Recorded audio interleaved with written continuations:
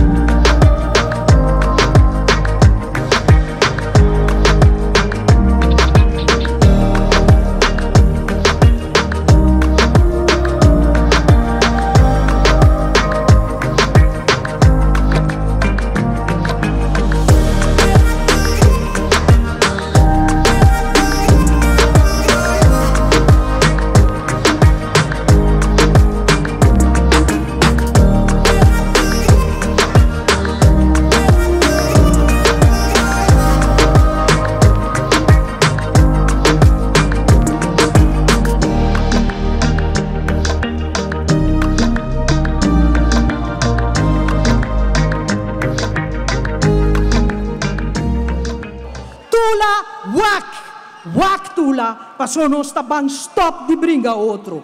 Corsau desencadenar. Viva Corsau! Viva! Viva! Nós estamos sumamente contentes com a noite.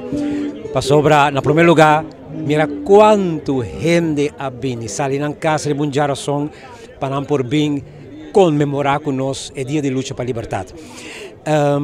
Então, não somente opinião, mas na viva com a atividade, na viva com cada discurso. Susi, Camélia, Reumer, Tavatar, realmente discurso de ordem, mas sem quitar nada por de outro, não. Pois, mas gosta com o público a viva também, que me mira quanto ele tem ainda, não? Que até na final para ter cada discurso, então também viva que discurso, não? Mas também que apresentação cultural que nós temos a noite, que tu vai estar tomar lugar e ter na final, pois aqui está, nós temos seguro Perla de Corsau, então diz aí também dobleira.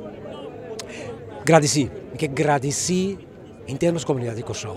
Muita jovem, adulto, gente grande, estão com a viva aqui, estão com teia agora aqui, mas que está por um curto tempo, estão com a minha net agora. Mas danke para escutar nossa chamada, que é que está sumamente importante para nós ter papel de reconhecer que temos lugar um crime, perdão e reparação. Então, agora nós estamos preparados para 3 de outubro, que é o dia que mata cruelmente Tula, plus lá que sepa depois, luta para a liberdade, maneira suja, bisa, aceita nos dia. Danke, comunidade de Corsau, para turbo seu aporte. E Turca aportar também na realização de noite aqui.